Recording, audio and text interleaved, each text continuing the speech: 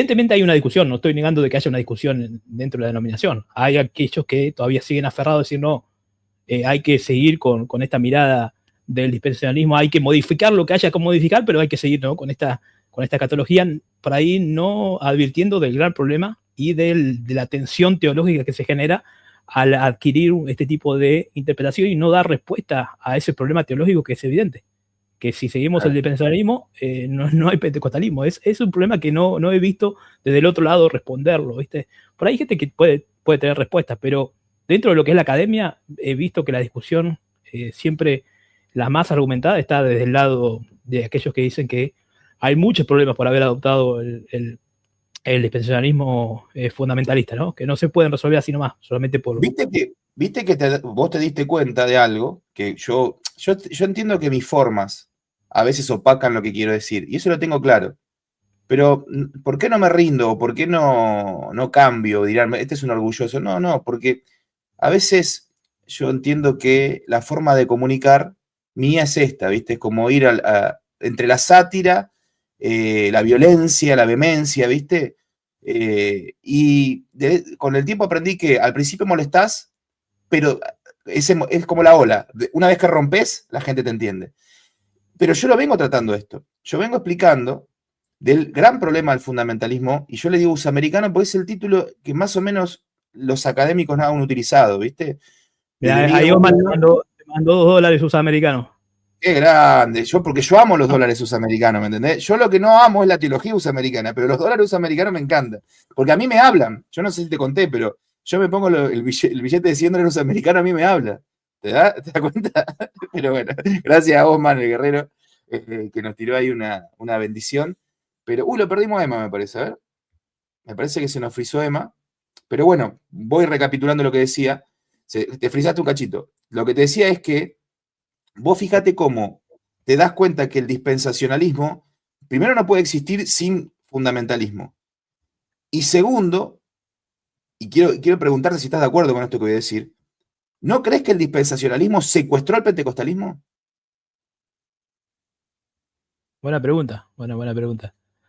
Porque la pregunta es, ¿originariamente el pentecostalismo era dispensacional? Bueno, esa es una excelente pregunta. Justamente en el libro la respondo completo. Pero ahí tengo unas diapositivas que ayudarían un poco para mostrar a los hermanos, así no me sacuden a mí, ¿no? Fíjate que el doctor... claro, encima vengo a presentar acá el programa como... Igual déjame decirte algo, Rever. No es tanto el problema de lo que vos hablás del fundamentalismo, todo eso. El problema es que mucha gente no entiende qué es el fundamentalismo. Y a veces se entiende el significado histórico de que el fundamentalismo se opuso al liberalismo. Entonces, Claro. cuando vos hablas más del fundamentalismo, no sé por qué el inconsciente de la persona te hace pensar que vos sos liberal.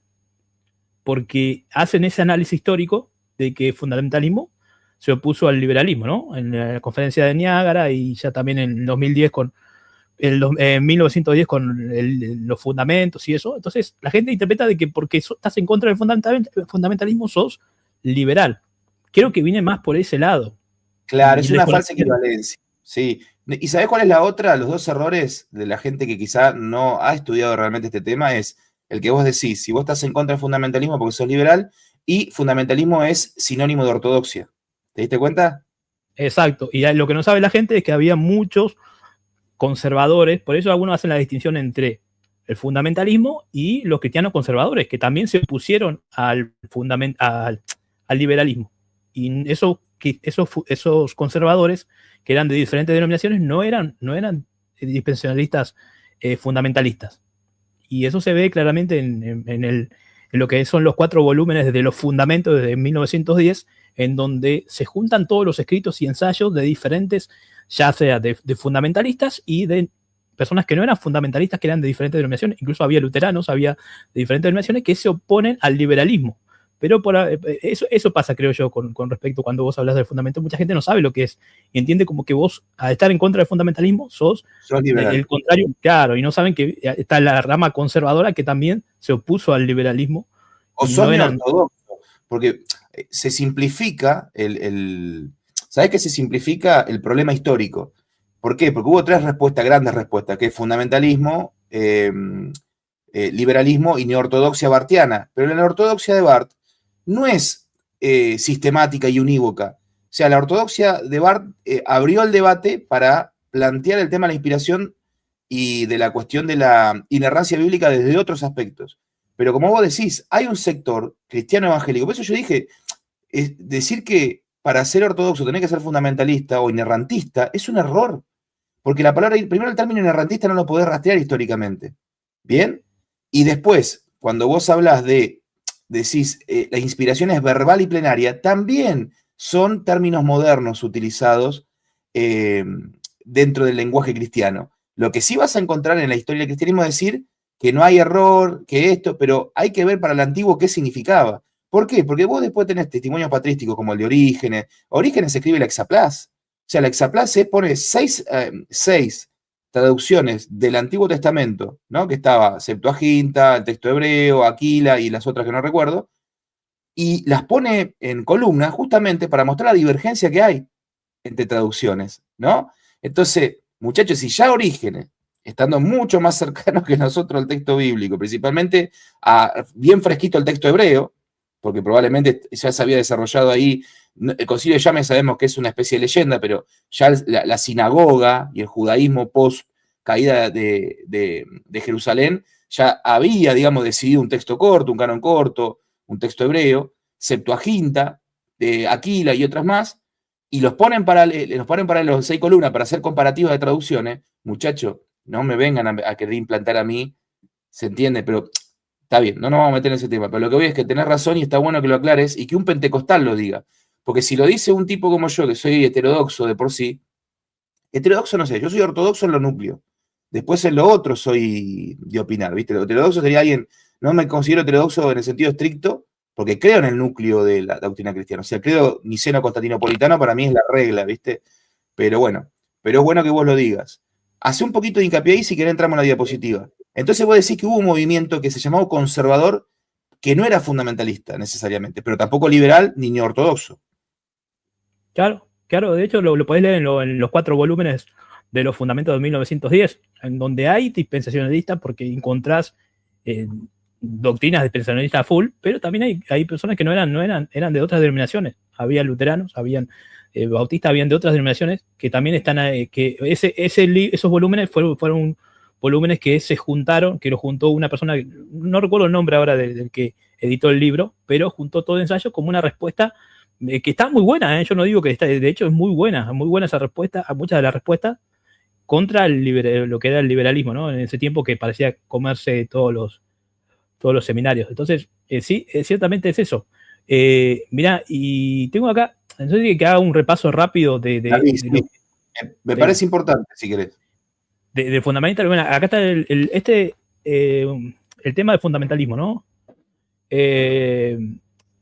Shepard fue un doctor en teología, ya falleció, ¿no? Porque es del siglo pasado, ¿no? Hace 100 años. Fue el primero en reconocer estas, ¿no?, tensiones que existen. Él decía, mirá, si podés poner la otra diapositiva, que ahí está la cita de Shepard, que la leo rápido y volvemos. Dame un segundito. La otra diapositiva. Sí, Esta. la que sacaste recién. Sí. Esto lo dice. Sí, los pentecostales no fueron originalmente dispensacionalistas fundamentalistas. Los esfuerzos posteriores por adoptar tales puntos de vista han planteado nuevos problemas para la identidad de los pentecostales, hermenéutica, sociológica y políticamente. ¿Por qué dice esto? Porque el tema con justamente el pentecostalismo inició justamente en toda esta tormenta, ¿no?, del liberalismo rampante. Y, ahí está, lo editó Torre, ahí está. Muy bien, hermano, gracias, hermano, por el nombre. Es verdad, lo de Torre. Con el liberalismo rampante que atacaba los milagros, obviamente el pentecostalismo dijo hay que tomar una postura, ¿no? Entonces se fue acercando de a poco al fundamentalismo dispensacionalista. Por eso es que ya algunos plantean que en 1940 más o menos fue que se hizo la unión formal, pero antes que hubo por ejemplo, Shepard tiene esa tesis. Él escribió este artículo que está en Neuma, que es una revista académica, teológica, y él dice eso, su tesis es esto. Los primeros pentecostales no eran fundamentalistas, dispensacionalistas, no podían serlo por lo que yo te expliqué, ¿no?, del tema de interpretar cómo es que interpretaban los primeros pentecostales lo que es la lluvia tardía. Pero mira, pasame la otra de vuelta y ya ahí te Sí, dale, te voy a hacer una pregunta acá. ¿Te pongo el otro, este? Ahí está, sí, ahí está. Bueno, acá tenés otro yo te hago un repaso rápido, ¿no? Para no cansar a la gente. Acá tenés otro profesor, otro doctor en teología, también dándole la derecha al mismo Shepard, que fue uno de los primeros que hizo un artículo académico, ¿no? Porque el pentecostalismo Chabón, espera. ¿Estos chabones son pentecostales? Emma, me está mintiendo. Me está macaneando. tengo un montonazo. Lo que pasa es que si. No, porque esto es escandaloso. Para la línea que nosotros venimos trabajando y la furia pentecostal que nos cayó a Apache, a Osman, a mí, al Basilico, ¿no?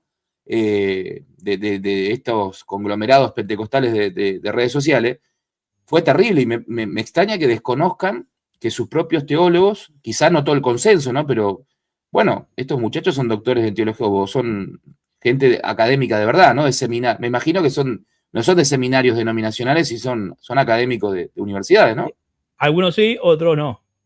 Claro. Pero, por ejemplo, esta publicación es de Oxford.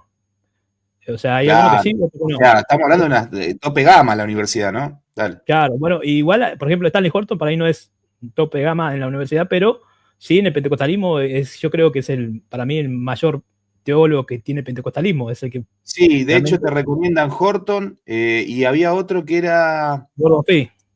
Gordon Fee, pero hay otro más, otra teología sistemática más, no me acuerdo. Si me acuerdo te la digo, pero dale. La de Meyer Perman. Sí, chavo Meyer Perman, es verdad, ahí está. Sí. Y esa fue la primera de todas. Lo que pasa es que lo que tiene Stanley Horton, que él como que tenía un liderazgo en muchos teólogos, y el libro que editó él, que lo escribieron más de 20 eruditos pentecostales de la Asamblea de Dios, es un librazo. O sea, es la mayor obra. El de Meyer Perman es muy basicón. No es tan grosso así. O sea, es una teología sistemática, pero no es tan. No sé, me pongo a pensar en, no sé, la de, qué sé yo, la de Berkov. Y ahora no sé la de esto. ¿Te fuiste, Emma? Sí. ¿Desapareciste? Ahí está. Te perdimos. No, Emma. estoy acá, apagué la cámara porque se me frizó un poco. Dale, dale. Sí, lo que pasa es que Meyer Perman era un resumen. ¿Era qué? O sea, fue un resumen bueno, fue el primer resumen de la teología temática pentecostal. Por eso, sí, está bien. Por eso es bien cortito, y cortito, tiene lo fundamental. Sí, no, lo que tiene el de Stanley Horton es que es un libro que es bastante completo para mí, ¿no? Para mi punto de vista.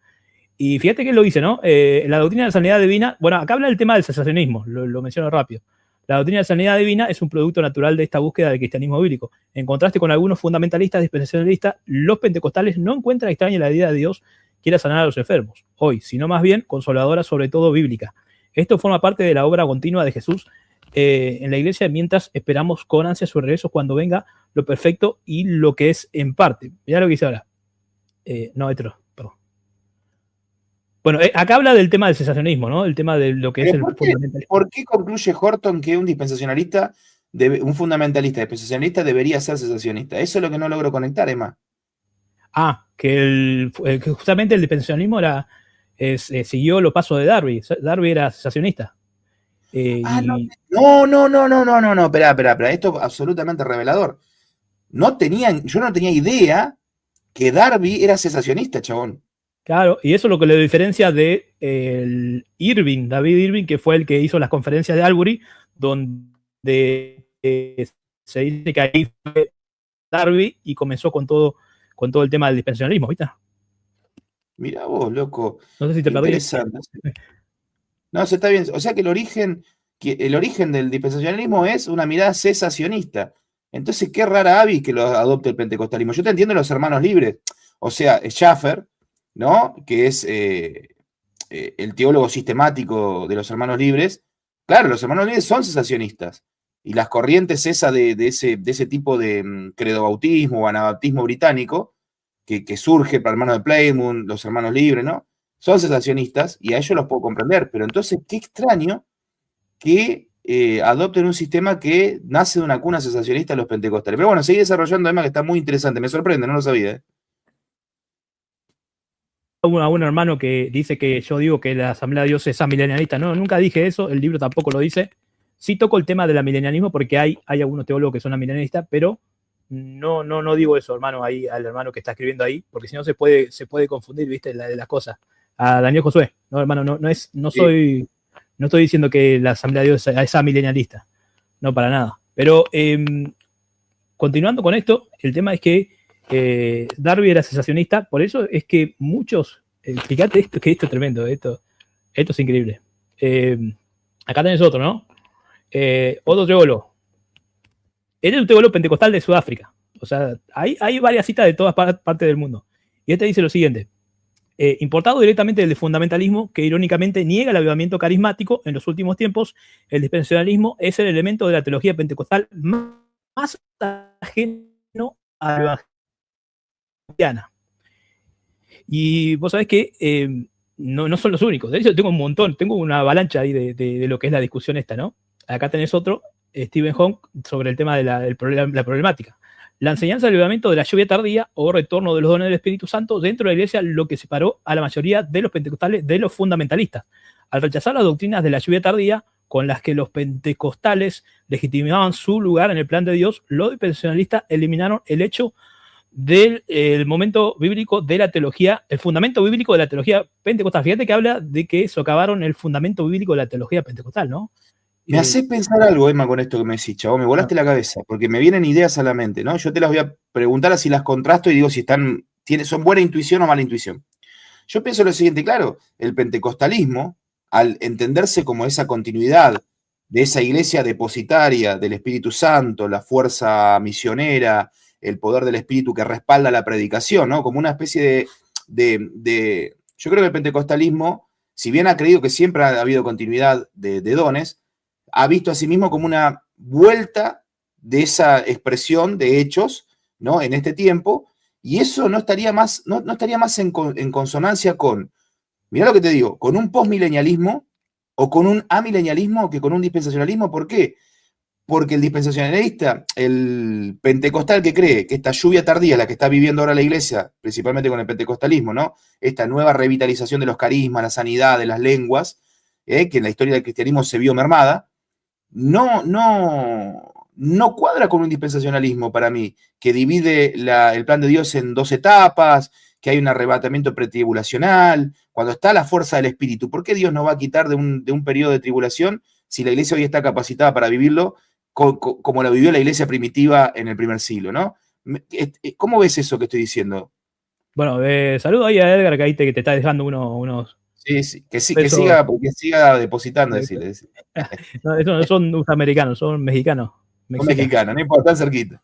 O sea, bueno, el tema, mira, acá justamente hablando de esto, tenés acá este teólogo que hizo un ruido tremendo, ¿no? Porque él es amilenial, de la Asamblea de Dios. Además, él no solamente es profesor de teología, sino también es director del seminario de Filipinas. O sea, es amilenial. Obviamente, lo que hay que decir de esto, Revela, y esto de paso te comento esto, porque el otro día estaba ahí Misra, que después te voy a pedir si le podés mandar el libro, porque él tenía esta duda, ¿no? De por qué hay diferencias en las declaraciones de fe de diferentes países. Porque acá hay un hermano que está diciendo que lamentablemente la Asamblea de Dios es dispensacionalista. Bueno, primero, varios puntos. El primer punto es que lo que mostré, por ejemplo, de Stanley Horton, él ya venía hablando de esto y criticando lo que era la separación entre el pueblo de Israel y el pueblo de Dios en y la iglesia en 2 pueblos. Él lo criticaba y lo hizo 16 años antes de que comenzara a existir el dispensacionalismo progresivo. Porque vas a escuchar muchos que dicen, bueno, la Asamblea de Dios hoy es dispensacionalista progresiva. Ahora, hay personas como el doctor Isgrik, que es un académico que hizo el mayor trabajo sobre esta conflictividad que hay dentro de la dominación, en donde él incluso, aparte, muestra que cómo está bajando lo que es el apoyo al dispensacionalismo. Él dice, tendríamos que llamar, incluso si quieren llamar dispensacionalismo pentecostal, porque evidentemente el pentecostalismo, tal como tiene muchos choques teológicos, hermenéuticos, con el dispensacionalismo, y es una tensión que muchos teólogos lo advierten. Y bueno, en mi caso, que apenas soy un seminarista, que terminé ahí el seminario con los dibujitos de Dante Ebel, también lo advierto y lo quiero mostrar en este libro justamente por eso mismo. Entonces, fíjate que este Menzies es amilenialista, y él hizo mucho ruido, ya insisto, al día de hoy, él es director del seminario de Filipinas, de Asamblea de Dios, no de otra denominación. Sí, Obviamente que el tema es que en cada país, Misra decía, ¿por qué no hay una declaración unificada de todo el mundo, ¿no? El tema es este. Cada país tiene autonomía. Obviamente que la Asamblea de Dios sigue un modelo por ahí más congregacional, aunque se ha intentado incluso poner presbiterio. De hecho, hay presbiterio, pero bueno, es más congregacional, ¿no? Cada país es autónomo. Ahora, ¿en qué se puede diferir? Se puede diferir en las cuestiones que no son esenciales. Por eso vas a encontrar que hay verdades fundamentales en un país y en otras parece que hubiese otra. En México, por ejemplo, hay un punto de la declaración de fe que dice que ellos enseñan la mayordomía. Vos vas a ir a otros países y no vas a encontrar ese punto de la declaración de fe. Pero ¿qué pasa? No es que nosotros no creemos en la mayordomía fiel en respecto a lo que tiene que ver con las ofrendas y los diezmos y todas esas cosas. El tema es que sí cada país es autóctono en poner en eso, ¿no? La declaración de fe, lo que se divide en cuestiones esenciales, por ejemplo, la Trinidad es una cuestión esencial. Por eso es que los universitarios lo sacamos a patadas. Al universitario lo sacamos a patadas y yo sí a veces encuentro para ahí desmedida la crítica con respecto a que, no sé, del pentecostalismo sale el unicitarismo. Ahora, si vos te fijás, los modalistas existieron sin pentecostalismo. O sea, siempre van a haber herejes que se van a ir de lo esencial, de la esencialidad. Y fíjate que sí, la Asamblea de Dios lo sacó a patadas y justamente dio lugar a la primera confesión. Es decir, acá este es el límite, la Trinidad no se mueve. Ahora, dentro de esa confesión está lo esencial, después están los puntos que son característicos que dan la identidad del pentecostalismo, que son el bautismo del Espíritu Santo, hablar en lenguas, pero que no se entiende como una regla de medir para ver quién es cristiano y quién no. Eso no se enseña desde la teología pentecostal. Sí, es algo identitario del movimiento. Y después están los puntos no esenciales, como lo es de la catología. Esto no lo digo yo, lo dice la misma denominación. Entonces, por eso a veces esos puntos pueden variar. Y bueno, no es el tema, pero sí yo he encontrado igual en otras denominaciones variaciones en lo que es la declaración de fe, no en lo sustancial, sino, por ejemplo, en lo que se menciona como verdades o declaraciones de fe o verdades fundamentales. Ahora, acá tenés a Menzi, ¿no? Que es amilenialista, que también habla del problema. Él sí cree que la Asamblea de Dios tiene que ser amilenialista. Tiene una posición minoritaria, obviamente, ¿no? No es que nadie lo escuche. Este hombre incluso escribió carta a la Asamblea de Dios de Estados Unidos, que la Asamblea de Dios de Estados Unidos es el bastión dispensacionalista, por así decirlo. Claro, la más pulenta. Pero no logró mucho. Sí, sí. Che, pero qué interesante lo que planteas acá, mensajero, porque te fijaste un poquito ahí, que es que sí. Menzies dice lo siguiente, que en realidad, fíjate, dice que como los teólogos de Princeton, ¿no? La afinidad escatológica a Scofield, quizá el principal divulgador de la escatología, quienes adhirieron al premilenialismo histórico, digamos, fueron mermando, perdieron influencia. O sea que el mover del dispensacionalismo fue tan grande que los que se mantenían en un premilenialismo histórico perdieron influencia, dice, particularmente después de la publicación de la Biblia de referencia a Scofield en 1909. Y acá te deja un sabor amargo esto que dice Menzies, porque vos fíjate que pareciera que, y esto ya me meto yo en el terreno de la conspiración y me hago cargo yo, que hubiera una maquinaria detrás del dispensacionalismo, principalmente propagandista, porque quien estudia la vida de Scofield se da cuenta primero que no fue un iluminado, no era un buen teólogo, de hecho se duda de su doctorado, no se sabe, y aparte un tipo con una vida totalmente escandalosa. Ahora, ¿por qué se le editó una Biblia y se impulsó en el mundo académico y tomó tanta fuerza, ¿no? Habría que también sospechar un poquito de eso, que los teólogos clásicos del pentecostalismo, si eran más premileniales, y ahí estando bien en una escuela escatológica histórica, el premilenialismo es histórico, que de pronto tome tanta fuerza el dispensacionalismo, principalmente proveniendo de alguien como Scofield, que era un tipo corrupto. Y esto es lo que yo tengo un programa, investigación, donde se habla de Scofield. Era una persona no aprobada moralmente, no era teólogo, y bueno, de algunas cosas dudosas más. Es raro, por lo menos a mí, ahora que leo esto que decís, me empiezan a cerrar algunas cositas de por qué la fuerza del dispensacionalismo no sabía que arremetía, en este caso, con el premilenialismo, ¿no? Pero bueno, te dejo. Sí, obviamente sí.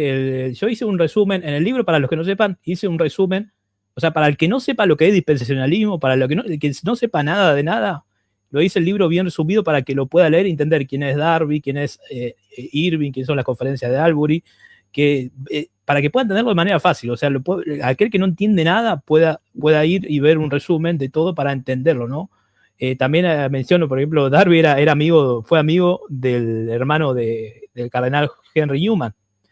Y él lo describió, o sea, se ve que alguno dice que terminó enojado con él, porque lo describe como una persona desalineada, de mal humor. De hecho, los hermanos de Plymouth, que justamente Darby también algunos lo consideran como uno de los fundadores, también tenían problemas de discusiones. Las mismas personas que creían lo mismo que él tenían discusiones en donde él decían que él era bastante dogmático en cuestiones como el tema del rapto. El mismo Moody, que es estadounidense, que alguno dice que fue el que popularizó en Estados Unidos, o sea, uno de los que popularizó un poco hasta la llegada de Scofield, fue Moody. Entonces dice que también en el libro de los hermanos de Plymouth, de la historia de los hermanos de Plymouth, se cuenta cómo es que la discusión con mismo Moody, que tenían alguna diferencia con respecto al rapto, terminó con Darby malhumorado, cerrando la Biblia y diciendo no voy a discutir más, y se fue. O sea, era un tipo como que muy intransigente y que no quería escuchar, por lo menos lo que leí en esos libros, ¿no? Que también lo pongo también en el libro, lo pueden leer al que lo quieran ver. O sea, era bastante dogmático en ese tema. Pero fíjate, te lo leo rápido, así para repasar rápido. Los primeros pentecostales proclamaron la restauración de los dones carismáticos como señal de la inminente venida de Cristo. Esta escatología fue posteriormente marginada por el auge del dispensacionalismo fundamentalista. Hoy en día la escatología pentecostal se está revisando para incluir una visión más transformadora del reino. Este es otro erudito pentecostal, Asamblea de Dios, Peter Althaus, que ahí tiene el libro. Con esto me dejás pensando, viste que yo siempre jodo con el pentecostalismo clásico y digo lo siguiente. Yo digo, ¿dónde está? Muéstramelo. O sea, fíjate cómo este trabajo que vos hiciste empieza a, digamos, a develar o a desempolvar un camino para justamente reconstruir un pentecostalismo clásico con buenos fundamentos teológicos. Porque el pentecostalismo clásico, cuando decimos pentecostalismo clásico, no estamos hablando meramente de las prácticas, sino estamos hablando de la teología. Y fíjate lo que dice, ponela de nuevo, sí, porque me interesó acá lo que dijo este teólogo, que dice el doctor Peter Althaus, ¿no? Dice, sí, los primeros pentecostales proclamaron la restauración de los dones carismáticos como la señal de la inminente venida de Cristo. Premilenialismo, una sola venida. Cristo viene y instaura el reino milenial, pero es una sola venida. Dice, esta escatología fue posteriormente marginada por el auge del dispensacionalismo y aparte me encanta, brother, que después de tanto palo que recibí, de tanta bulla que me dieron, acá haya pentecostales que hablen de fundamentalismo, loco. Bueno, esa escatología, dice dispensacionalismo fundamentalista. Hoy en día la escatología pentecostal se está revisando para incluir una visión más transformadora del reino. Claro, loco. Fíjate cómo impacta. Ahora es como que ahora empiezo a darme cuenta de cosas, ¿no? Cómo es contradictorio pentecostalismo y dispensacionalismo, ¿no? En el sentido de que, más, ¿verdad? El reino milenial es la restauración, primero, un gobierno étnico de Israel. Segundo, una restauración de los sacrificios y el templo, loco. Vos imaginate que el pentecostalismo, creyendo que está en la era del Espíritu Santo, o sea, la mayor capacitación que puede existir en poder, ¿no? De unción y de poder de milagros y de señales y de poder profético, va a abrir el preámbulo para volver a los sacrificios. No, papá, es insostenible. Disculpame, Emma, pero no. Ahora me empiezan a caer estas cosas. No, sí, ¿no? Sí. Bueno, mira, particularmente yo soy premilenial, si por ahí para distanciar o hacer una distinción, por ahí, no sé, premilenial histórico. En cuanto al rapto, yo no estoy a favor del rapto, o sea, pretribulacional, pero sí, por ahí entiendo, en honor ahí a la verdad de los dispensacionalistas, que ellos se enojan cuando decimos o sea, cuando alguien dice que va a haber como una segunda y tercera venida, ¿no? Por esto de los 7 años de gran tribulación. Ellos lo explican de esa manera, de que en realidad las dos etapas corresponden al mismo evento, interpretando esto de que al mismo Jesús, cuando se le aparece a Pablo, a Saulo de Tarso, se le aparece varios años después, y que según dicen, nadie interpretaría de que esa aparición es una segunda venida de Cristo. Así Claro. lo responden ellos. Para mí eso es una buena respuesta, por lo menos racional, aunque yo no estoy a favor de eso. Y fíjate que rápidamente ahí te menciono otros estudios. Este también habla del problema hermenéutico con el tema del fundamentalismo. Este es un estudio de Battle también, de la Universidad de Toronto. Bueno, fíjate, esto sí te quería mostrar, al revés. Esto está interesante. Porque en el 2010, vos sabés que el tema de lo que es la Declaración de Chicago y el tema de la interpretación, la literalista, y vos sabés que el fundamentalismo, aunque en un principio tenía que ver con lo que era lo escatológico y la eclesiología, fue como mutando popularmente a otros temas. Porque recuerden esto, lo que es el dispensacionalismo no es un sistema cerrado como, no sé, un sistema completo, mejor dicho, como el luteranismo o el calvinismo, ¿no? O sea, se dedica solamente a la escatología y a la eclesiología. Obviamente que los dispensacionalistas no son literales en la interpretación de, por ejemplo, cuando Jesús dice, este es mi cuerpo. De hecho, son contrariamente, o sea, no es que son literalistas en todos lados. Pero de alguna manera fue mutando, ¿no? Fue mutando por el tema de la pelea con el liberalismo y terminó haciendo que incluso muchas personas dijeran, bueno, Génesis 1 se interpreta literalmente días como los días de la semana, se acabó la historia, ¿no? Eso pasó mucho. Ahora, en 2010 la Asamblea de Dios hizo un cambio, una revisión. La Asamblea hace revisiones de sus documentos, ¿no? Entonces, la doctrina de la creación, esto fue fue un escándalo. ¿Por qué? Porque fíjate lo que dice. El avance de la investigación científica, sobre todo en los últimos siglos, ha suscitado numerosas preguntas sobre la interpretación de los relatos de la creación en el Génesis. Al intentar conciliar la Biblia con las teorías y conclusiones de los científicos contemporáneos, conviene recordar que los relatos de la creación no ofrecen detalles precisos sobre cómo Dios llevó a cabo su actividad creadora. Tampoco proporcionan cronologías completas que permitan datar con exactitud las distintas etapas de la creación. Asimismo, creemos los descubrimientos científicos se expanden constantemente. Las teorías aceptadas en una generación suelen revisarse en la siguiente. Como resultado, los creyentes cristianos igualmente devotos han formado opiniones muy diferentes sobre la edad de la Tierra, la edad de la humanidad y de la manera que Dios llevó a cabo los procesos creativos. Dada la escasa información disponible en las Escrituras, no parece prudente adoptar una postura demasiado dogmática respecto a ninguna teoría de la creación en particular. Y ahí sí me menciona esto último, ¿no? Cualquiera que sea la teoría de la creación que cada uno prefiera, debemos afirmar que toda la creación fue surgida por el designio de la actividad del Dios Trino. ¿Por qué fue importante? ¿Por qué fue importante? Sí, ¿por qué fue importante, Rebe, te digo esto? Porque esto justamente le abre la puerta a la posibilidad de aquellos que no son literalistas en cuanto a la interpretación de Génesis 1, que dicho sea de paso, el mismo San Agustín no decía que no había que interpretar de manera literal los días de la creación.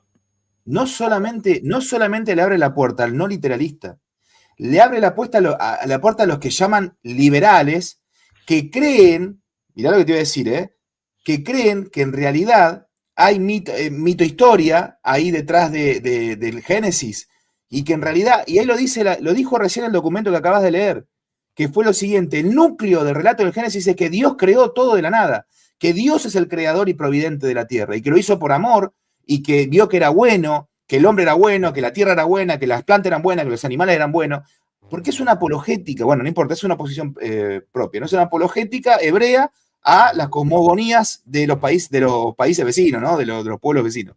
Pero fíjate qué interesante, no puedo creer. Mirá, esta es la anterior, esta es la de 1977. Me doy cuenta de algo, ¿sabes de qué me doy cuenta? De que lo que vos renegabas en el chat, ahí, de las cosas que decía yo, Mirra, ahora entiendo por qué las decía. Porque estábamos desactualizados en esto. Lo que pasa es que nosotros nos centramos mucho en el pentecostalismo que se vive, que se ve, que exponen los pentecostales que están en redes. Vos sabés de quién hablo, Emma. Y no solamente, sino los paladines de defender a los pentecostales, aunque no sean pentecostales, que nos tiraron con toda artillería a nosotros, cuando la Asamblea de Dios abre el preámbulo. Por ejemplo, William Lane Craig, bajo este documento, podría ser pentecostal, sin ningún problema, con su teoría, ¿no? Que tiene él, ¿no? Con la cuestión del Adán histórico. Claro. Qué exacto. bueno, hermano. Mirá, pues no termina ahí. Esta es la declaración anterior, ¿no? O sea, este es un escrito, un documento oficial de la Asamblea de Dios que explica el tema de lo que era la adopción en 1977 de una versión bien literalista y fundamentalista, o más, mejor dicho, literalista, ¿no? De los días de la creación, y dice directamente, los creyentes de la Asamblea de Dios sostienen que el relato de Génesis debe interpretarse literalmente. Esto decía antes del cambio este que te mostré en 2010. Ahora, el cambio de 2010 fue un escándalo, y ciertamente ahí te voy a leer lo que es en 2014, otra revisión, que es como que queda en el medio, o sea, te permite, claro, sigue permitiendo lo mismo, pero trata de suavizar por ahí por el tema de que hubo una gran controversia. Haceme el favor, haceme una recapitulación histórica. Vayamos primero en 1977 y veamos el cambio que hay 30 y pico de años después. Y después una revisión en 2014, porque quiero que quede claro esto, porque de esto se puede hacer un corte para que lo subas vos y para que lo suba yo. Entonces, ahora, Emma, explícame cómo fue evolucionando la mirada de las asambleas de Dios respecto al literalismo del Génesis y la mirada fundamentalista. ¿Me lo puedes explicar de nuevo?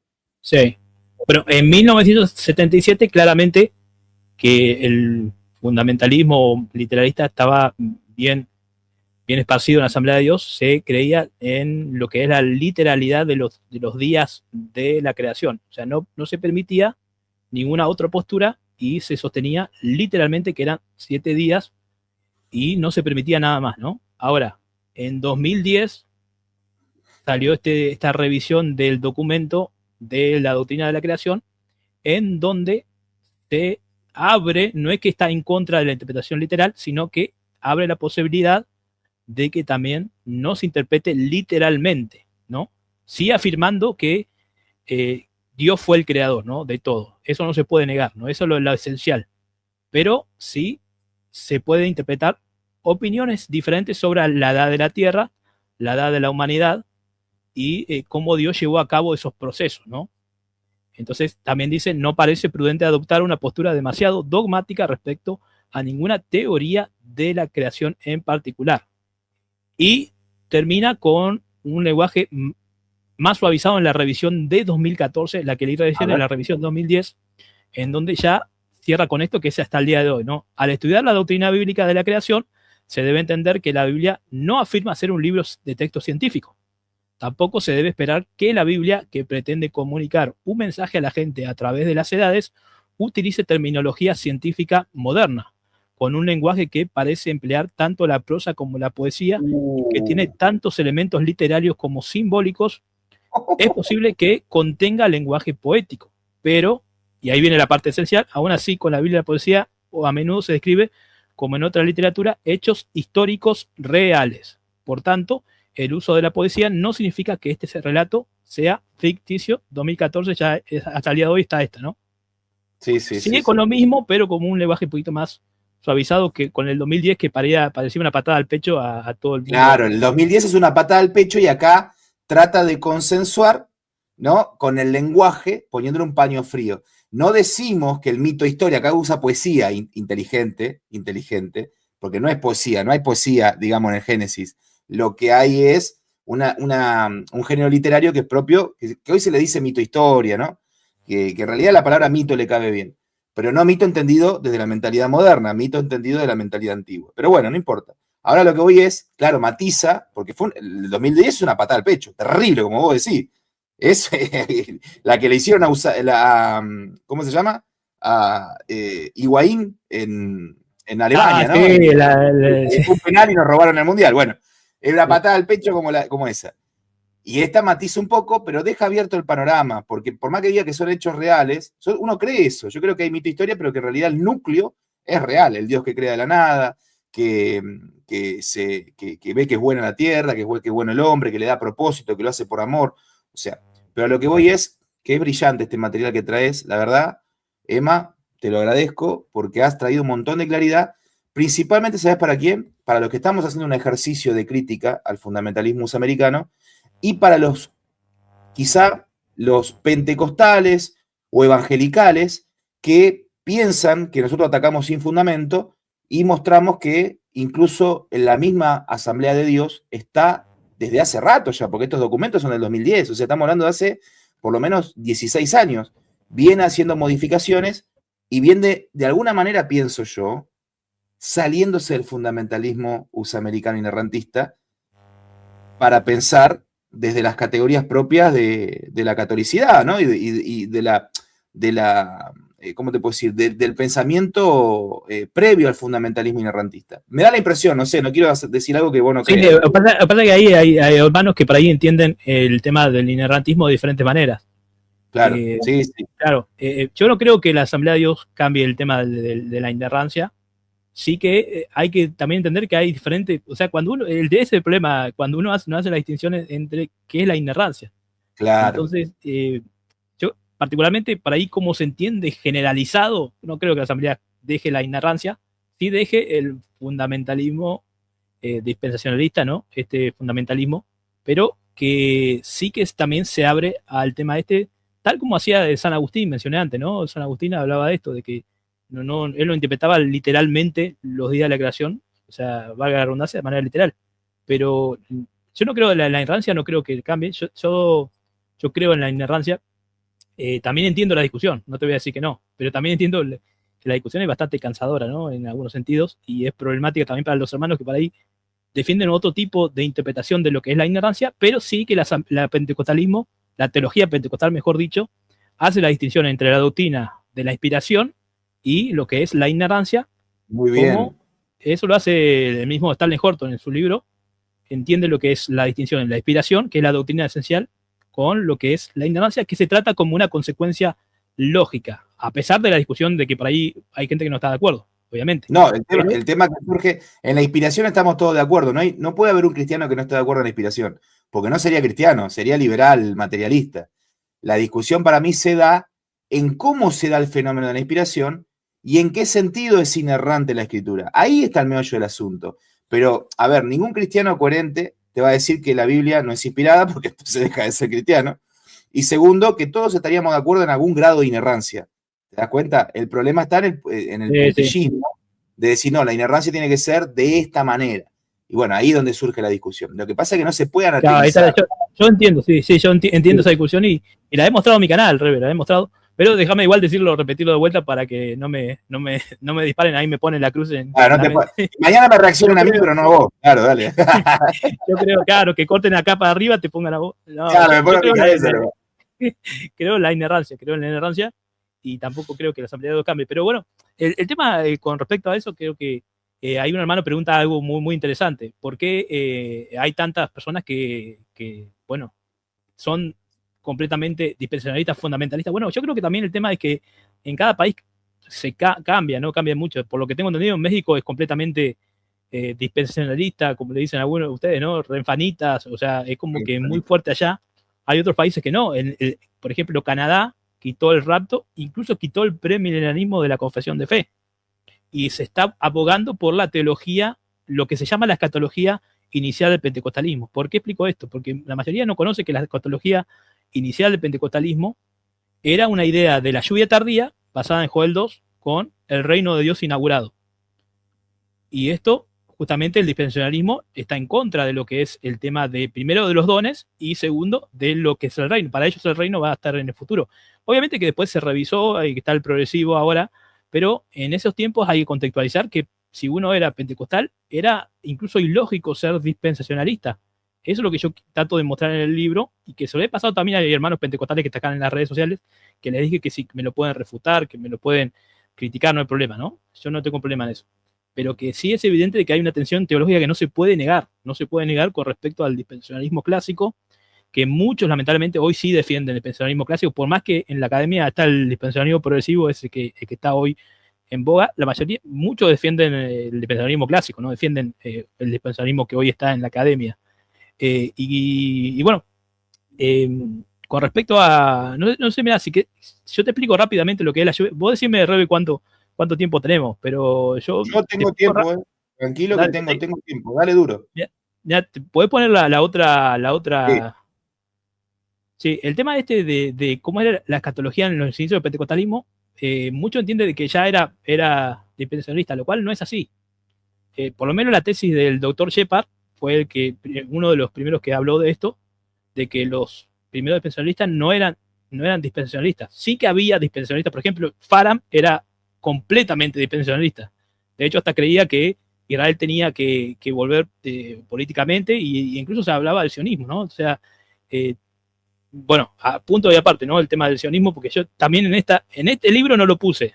De hecho, estuve pensando en poner el tema del sionismo cristiano, porque, bueno, estudiando, profundizando, me descubrí que había también un sionismo cristiano del siglo XVI, siglo XVII, siglo XVIII, de muchas personas que en ese punto creían que tenían que volver a Israel los judíos, ¿no? Para como no eran dispensacionalistas, obviamente, pero tenía una No, idea. no, no estaba desarrollado el dispensacionalismo, pero ya había una idea sionista de Eso. fondo. Te hago una pregunta. ¿Te acordás de qué países eran esos movimientos? Movimiento, en realidad eran escritores, Escritores aislados, digamos, sí. sí, que Como eran algunos, algún puritano. sí, de hecho, hay un escritor actual que es luterano, que si querés te lo Mirá. paso.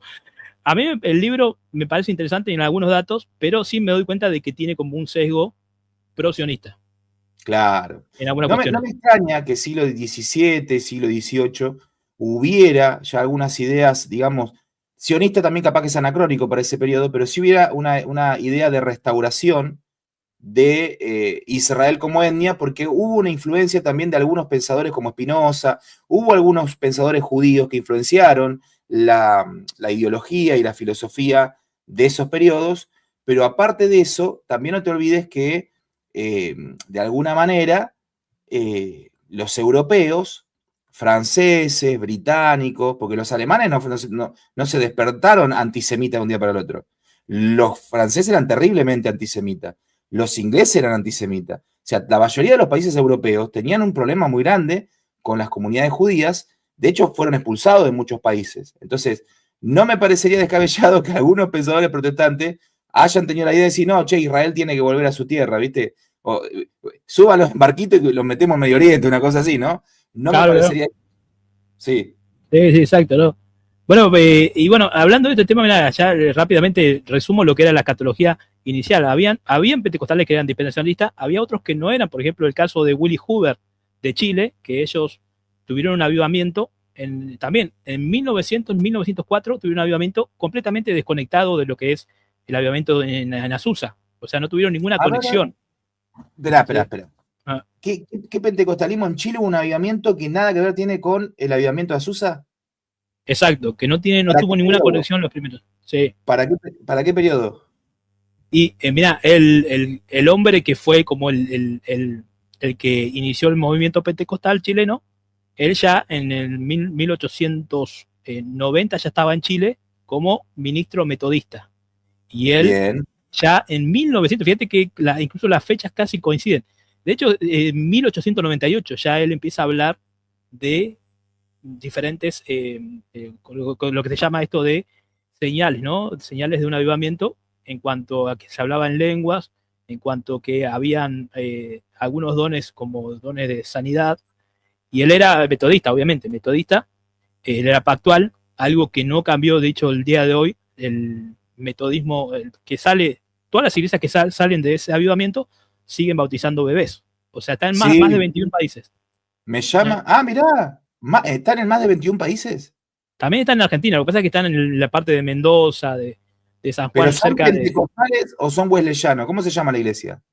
Mirá, y claro, ahí está el punto. ¿Cómo lo califican? Ellos se llaman pentecostales, Porque, se llama Iglesia ah, Metodista Pentecostal, que hicieron la confesión de fe tomando de la confesión de fe de Asamblea de Dios. O sea, la bueno, Asamblea de en Dios. Mar del Plata hay una iglesia metodista pentecostal. La tendría que ir a Ah, visitar, vos sabés, yo sé dónde está en el barrio San Martín, pero siempre pensé que eran pentes. Ahora que me decís, quizás son pactuales. Voy a ir a investigar, los voy a ir a visitar a ver qué fíjate, onda. ¿Me fíjate, dejás? porque hay una denominación que se llama también lo mismo, pero que Sí. lamentablemente, bueno, digo lamentablemente porque me parece interesante que ellos sigan con la tradición que tenían, pero que sí una de esas denominaciones dejaron de ser Paido Bautista para ser Credo Bautista. Credo. Pero Sí. las demás sí, y tiene ese nombre. Hay todas las que surgieron de ese avivamiento, que están en más de 21 países, todavía siguen bautizando bebés, y tiene una teología en donde no creen en el rapto ni en el premilenialismo, lo cual es Son interesante. pactuales. Uno va a las confesiones. Sí, yo creo que son compatibles. De hecho, Steven, que es presbiteriano, me dijo, sí, esto, según lo que él leyó ahí, son pactuales, ¿no? Por un día lo analizamos juntos. Así que Lindo fenómeno tenéis, este, lindo fenómeno el che, de Chile. Lindo Sí, sí, fenómeno. sí.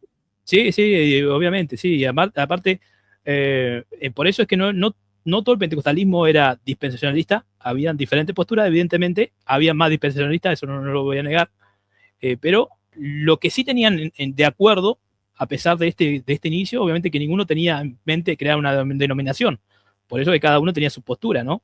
Después estaba Pandita Ramabai de la India, que también es un avivamiento pentecostal completamente desconectado de Azusa, que ella era anglicana. Entonces, los anglicanos obviamente no son Sí, dispensacionalistas. yo lo seguía ese. En la India decís vos, De Mute. empieza a orar en lengua y empieza a recibir profecía. Y claro, empieza a hablar en lenguas y sí, sí, sí, Vos una sabés que misión. lo leí en algún lado, che, y no me acuerdo dónde. Pero sí, sí, ese está bueno también, porque es un avivamiento distinto, o sea, desconectado, en un país totalmente ajeno, claro, ya habían ido los evangélicos a la India con William Carey, ¿no? Pero, bueno, no tuvo mucho impacto Carey. Sí tuvo después reconocimiento histórico en la India por las traducciones de la Biblia y de otros fenómenos, pero no sabía que había habido sabía que había habido una ministra anglicana que se había generado un avivamiento, pero no lo relacionaba con la fecha. O sea, voy a decir que en un mismo tiempo, en un mismo periodo, también hubo un avivamiento en la India por un Exacto, anglicano. Mirá. exacto. Y desconectados entre sí, porque hay otros avivamientos que estaban conectados, o a Susa, o bueno, a una de estas sedes, pero lo que sí creían todos tenían esta idea de la lluvia tardía, basada en Joel 2, como una promesa escatológica en donde la lluvia tardía iba a traer la gran cosecha y luego de la gran cosecha era el fin de la era, y ahí que sí podía venir el premilenialismo. Pero no era el dispensacionalismo en sí. Sí, la mayoría enfatizaba esto, ¿no? Acá lo dice el doctor también, este es el doctor de la Asamblea de Dios de allá de Canadá. Entonces en Canadá quitaron el premilenialismo, quitaron el rapto, no solamente Canadá, también en el Reino Unido, Asamblea de Dios también quitó el premilenialismo, el rapto. En Australia también Asamblea de Dios quitó el premilenialismo, quitó el rapto. ¿Qué más? En la unión, en lo que es la Asamblea de Dios global, la comunión global, tampoco tienen el rapto como uno de los puntos fundamentales. Muchos por eso dicen que creen que Estados Unidos, que tiene una gran relevancia, nadie lo va a negar, sería bueno que flexibilice eso, ¿no? De permitir que se enseñen otras posturas y que se entienda de que es una doctrina no esencial y que no sea tan cerrado en ese sistema, ¿no? ¿Vos creés, Emma, vos creés, saca un cachito y lo volvemos a poner, para así hablamos de esto, vos creés que está maduro el pentecostalismo como para generar estos debates de, bueno, la minoría premilenial o amilenial, decir, no, esperen, vamos a debatir el dispensacionalismo. ¿Vos creés que se puede dar ese debate? Acá las redes, bueno, está complicado, acá las redes está complicado. No. Hablo a nivel, a ver, no hablo solamente a nivel académico, porque de hecho Sí, de Gami que sí. en académico está, pero digo a nivel maestros de iglesia, pastores. Vos pensás que está, en Argentina, vos, ¿no? ¿Creés que puede un pastor maestro llamar al debate en asamblea, decir, bueno, vamos a debatir escatología, vamos a ver esta cuestión del sionismo cristiano, vamos a pensarlo bíblicamente y vamos a compararlo? ¿Vos creés que o no? Todavía no está todavía esto de la academia no bajó al pueblo, a eso es lo que yo voy. Yo creo que por mayoría podría ser algo complejo, pero yo conozco pastores que trabajan ahí en lo que es la Unión de Asamblea de Dios, que algunos de ellos están cerca ahí de la mesa directiva. Conozco uno especialmente que está en la mesa directiva, que también me ¿Es aprecia mucho. conocido? Conocido de la denominación, sí, obviamente es reconocido, pero no sé si conocido en todo el mundo. ¿Pero es Igual maestro? ¿Ha enseñado es pastor, fue maestro, fue maestro y está ahí en la mesa directiva, por así decirlo. no se puede dar Entonces, nombre, ¿no? no, ¿sabes por qué no doy nombre? Porque enseguida Lo funan, lo van a sí, sí. doxear, lo van a llamar, le van a decir que Sí, está perfecto, está perfecto, está perfecto. sí, sí, ya lo conocemos ¿Es ahí nueva de camada carrera. o es un numerazo? No, no es nueva camada, no es nueva camada, pero es muy, o sea, yo sé que si yo hablé con muchas veces, ¿no? De teología y todo eso, si yo le muestro todo esto, él va a entender, porque aparte es lógico lo que le estoy mostrando, no es que es algo que me invento yo. No soy un Che, innovador, hay mucha ¿y discusión. qué te dicen? Espera, porque esto me interesa. ¿Qué te dicen estos muchachos que están en el IBPR o que tienen o que están cerquita de la crema de la Unión de la Asamblea? ¿No te dicen, loco, che, vamos a ver si podemos meter esto, vamos a ver si lo podemos publicar? O no, o no. Eso es lo que yo voy, porque, a ver, que haya un laico, que es en tu caso, ¿no? Si nos ponemos clericales, que haya un laico que esté produciendo, tomando información del debate académico anglo y de otros países, lo traduzca y lo ponga en un libro concreto para el pueblo sudamericano, me parece que tendría que ser algo relevante. ¿Y por qué no es noticia? ¿Por qué no te lo publica una editorial cristiana esto? Eso me pregunto, en serio te lo digo además, ¿eh? ¿Vos intentaste que te lo publique alguien? No, todavía no intenté, no, lo publiqué por mi parte. Sé que igual las editoriales también ven que seas alguien que venda, obviamente, porque quieren No te ganar dinero. creas. Déjame ver, porque ahora se me ocurrió una idea, acá en vivo y en directo. Si no, habría que ver, yo sé que capaz que una editorial fundita no te va a, ¿cómo se dice? A quizá a publicar. Habría que ver con Peñiel, ¿eh? No habría que perder la esperanza. Yo Sí, para sí, mí no, tendría no que lo probar pensé, con no lo pensé. Sí, pero ¿qué perdés, Emma? Clie, Peñiel, ¿y sabés qué otra editorial que le va a publicar un amigo mío, Andrés? Es una editorial un poquito más argentina, es un poquito más, no es Clie ni es Peñiel, y es un poquito más de pensamiento crítico. Bueno, no me acuerdo el nombre, pero ya te lo voy a decir. Bastante conocido. Lucas Magnin anda cerca de esas editoriales. Pero hay que intentarlo. Es más, se lo voy a mandar a Lucas Magnin. Se lo voy a mandar a, ¿sabe quién? A Almendra, la esposa. A ver qué dice. Sí, pará, pero déjame mandarte el último manuscrito porque que te mandé vos es la versión preliminar, ¿viste? Que ahora, Bueno, dale, así se lo mando a Almendra. claro, sí, sí. Dale. Entonces, bueno, esa es la cuestión, Rebe. Mirá, en el libro hay un montón de datos buenos y yo te digo, también por ahí hay dispensacionalistas que van a ver el libro y le va a servir porque hay muchos datos también que por ahí en las discusiones que se ven en las redes sociales no están y algunos datos también están medio sacados de los pelos, ¿viste? Por eso el tema por ejemplo, del rapto, yo también estuve ahí investigando lo que decía. Algunos tratan de forzar algunas citas de los padres de la iglesia, ¿viste? Con el tema del rapto pretribulacional. Y cuando ves realmente ahí haces un análisis y te das cuenta que no. Bueno, todo eso está en el libro también. Hago todo ese ejercicio.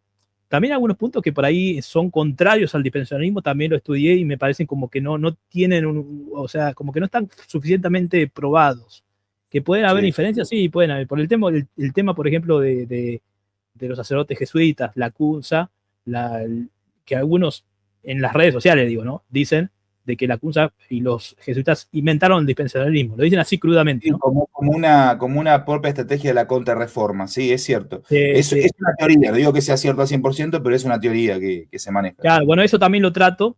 También muestro algunas fuentes primarias sobre ese tema.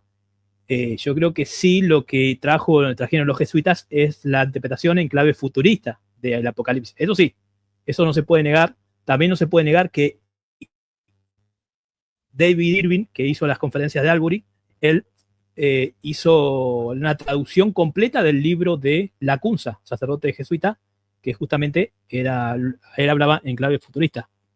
Sí. No sé si me escuchaste ahí, no se cortó. Perfecto, se escuchó bien, sí, si no, no se cortó. Tranquilo. Bueno, entonces también sí se puede decir de que ellos trajeron esto de la clave, de la interpretación en clave futurista, que después toma también Irving, lo publica, y que el mismo, bueno, uno dice, ¿no? Que el mismo Darby también fue influenciado por eso, pero bueno, no encuentro una conexión completa sobre eso. Sí, también hay otro caso del sacerdote jesuita Alcázara, que él tenía algunos lo llaman como el padre del preterismo parcial, que hablando de la sistematización del preterismo parcial, y bueno, también trato ese tema, ¿no? Entonces, en el libro hay varios datos, hay muchos datos que, bueno, me costaron bastante tiempo, ¿no? Me costaron bastante tiempo y traté de resolverlo más.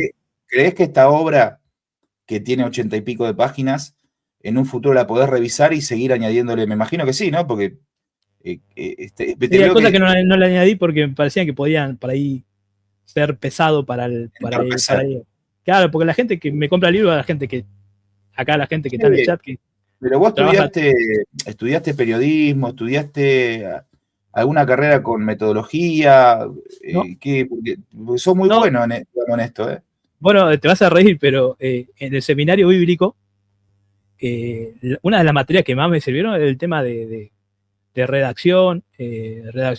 Mirá, había una materia que era locución. Esa materia, lamentablemente, no la pudo dar un profesor que era experto en locución, la dio otra persona que no era experta en locución, pero la redacción tuvo una excelente profesora, pero me enseñaron, Sí, obviamente ahí aprendí a escribir un artículo. había gramática, yo me acuerdo, ¿no? Yo estudié en el IET, obviamente no el IBPR, claramente, el IET es... Pasa que en el IET es un sistema a distancia para personas que por ahí no tienen tiempo. De hecho, mi padre que trabajaba desde las 6 de la mañana hasta las 5 de la tarde, él hizo el IET que lo podía hacer el sábado, y era como un sistema a distancia, pero que no tiene la rigurosidad del seminario bíblico que hay. Me imagino que no, porque el seminario era internado, o si vivías cerca podías ir y venir, pero me imagino que no, que la rigurosidad del IBPR es mucho mayor.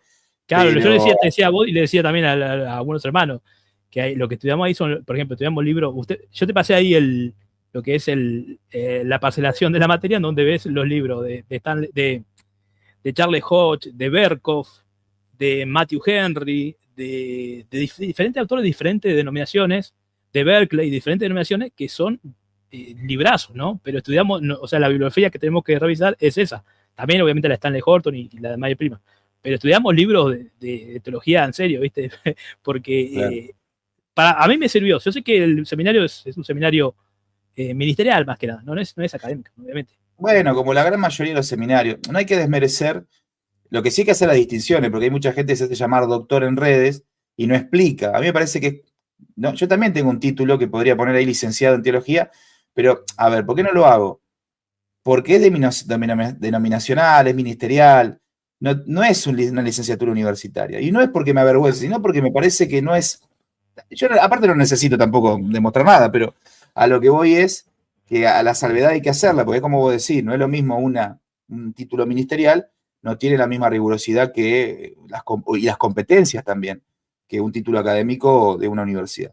Pero que lo hubo. En Argentina, lamentablemente, tuvimos una gran institución teológica debidamente regulada, con título académico, homologado, que era...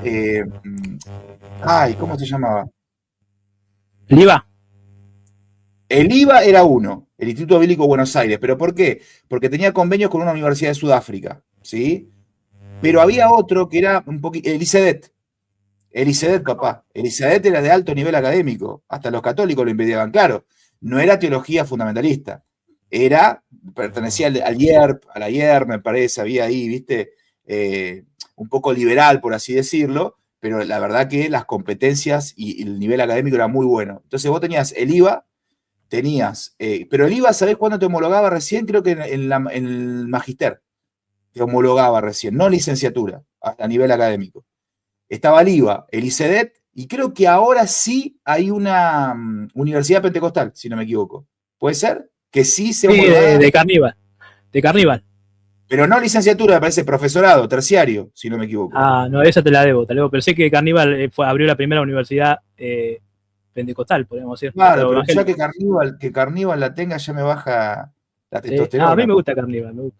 No, ya, bajémoslo.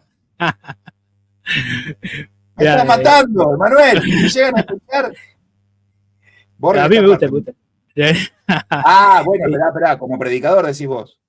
No, me gusta también que se meta ahí, viste, que defiende. De hecho, se mete políticamente, no políticamente, pero opina, viste, sabe defender lo que son los valores conservadores. El otro día también le pegó a Dante Gebel por meterse en política. Sí. Es influyente. Obviamente lo banco. Bueno, yo banco a Dante Gebel, no como político, ya dije, lo peor que le puede pasar a Argentina que un tipo como ese se presente solamente, pues ya habla de la decadencia de este país y Dante Gebel se presenta como... Pero lo banco en el sentido, me gusta como... Las cosas que dice, no sé si son predicación o no, pero me gustan. A lo que voy es lo siguiente, Carníbal, claro, yo pensé que me lo decía a nivel... peligroso Carníbal porque G12, ¿viste?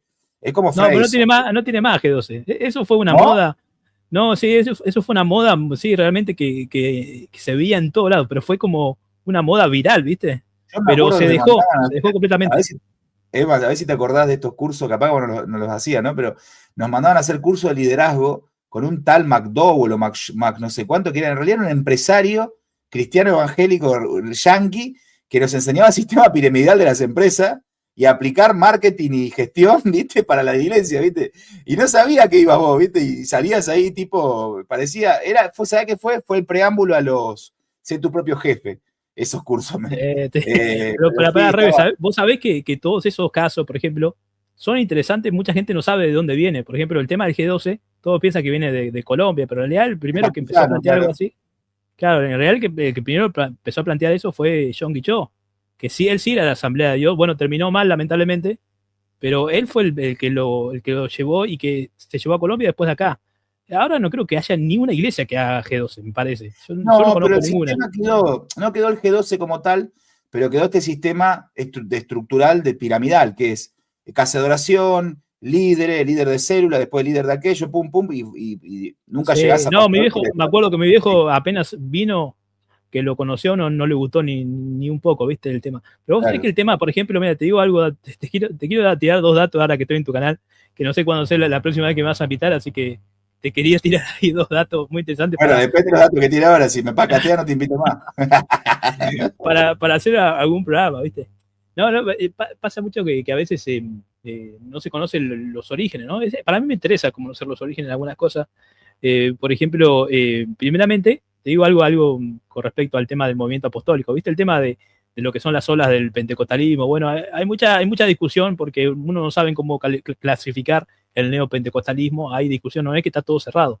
La mayoría hace una distinción entre tres olas del pentecostalismo. Ay, te perdimos ahí, Emma, a ver. Pentecostal clásica, por más y que haya de la Asamblea de Dios y hayan algún tipo de... ahora sí.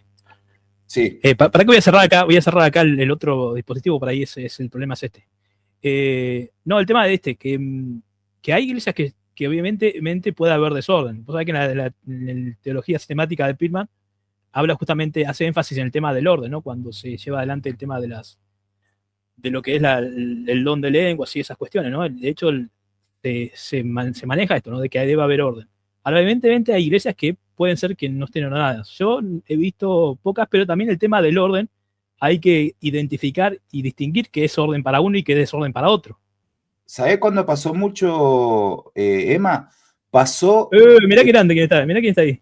Saludo a mi amigo. Mirá vos, el sacro. ¿Qué hace Ferreira? Escuchame. Ahí estaba hablando con Emma, que te vamos a llevar un par de llantas ahí, así que ten el torno bien lubricado. Así nos repará. Che, en serio que tengo 2 llantas totalmente deformadas. O sea, la tendría que. Me pasa que me queda lejos la calle de Sacro. Pero ¿qué tiene la llanta con rayos? No, pero lo que pasa es que las calles de Mar del Plata están destruidas, ¿viste? Como nos gobiernan acá, nos gobiernan los gorilas, no gobierna el peronismo, gobierna Mar del Plata, no arreglan las calles.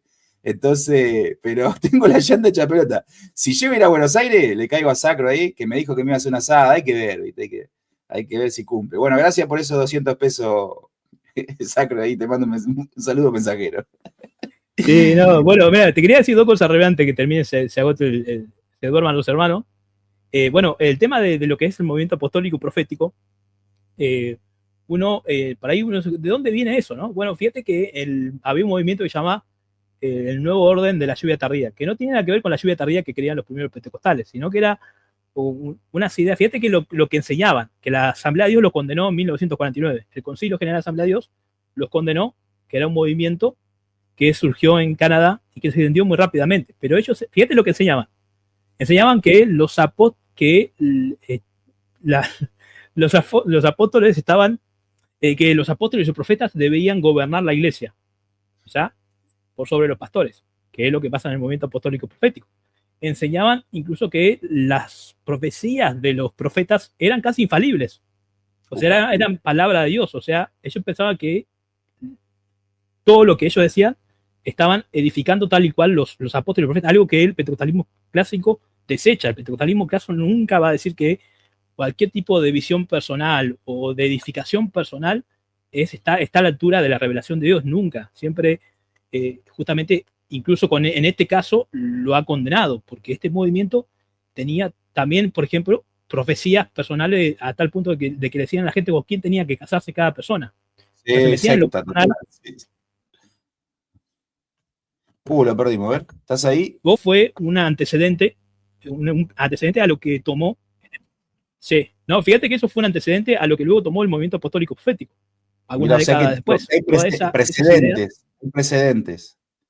Claro, De hecho, vas a ver que en un momento apostólico profético te van a decir que los apóstoles son la máxima autoridad. La mayoría quiere ser o apóstol o profeta porque entienden apóstol como uno más de los 12, uno más de esos apóstoles de Jesús.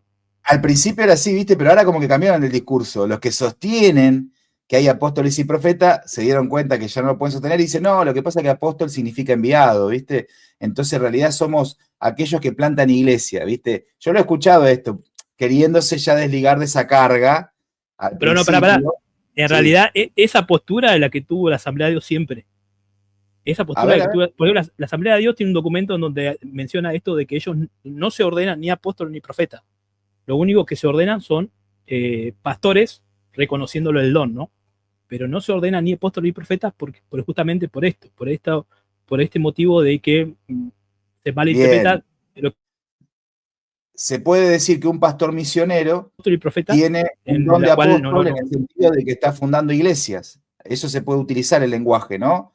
Porque en realidad en la Biblia no así hay... lo presenta, pero con la distinción de que nunca se está hablando la misma palabra que identifica a los apóstoles que pusieron a los 12. Nunca. A los 12. ¿Por qué? Pero igual la Biblia hace esta distinción. O sea, no la hace la distinción, pero lo deja de entrever. ¿En qué? En que, por ejemplo, Bernabé es llamado apóstol, Silas es llamado apóstol. Pero claro, no son apóstoles como fundamento, sino son apóstoles como enviados a predicar y fundar iglesias. Entonces, en ese sentido, yo también creo que es legítimo decir, bueno, el pastor fulanito hizo toda su trayectoria una labor apostólica porque ha fundado 17 iglesias en distintas partes del país, ¿no? Entonces no lo veo mal. Ahora tengo una pregunta. ¿Junias era apóstol para vos, Rebe? Junias. Junias era mujer. Eso es interesante, porque la mayoría de los académicos... Junias era mujer y eso no lo puede negar nadie hoy filológicamente. ¿Sí? El consenso académico es mujer, muchacho, y era apóstol. Bueno, claro, es difícil. Mirá, la historia del cristianismo, hay cosas que nunca va a negociar. Yo creo que nunca va a negociar, desde la patrística.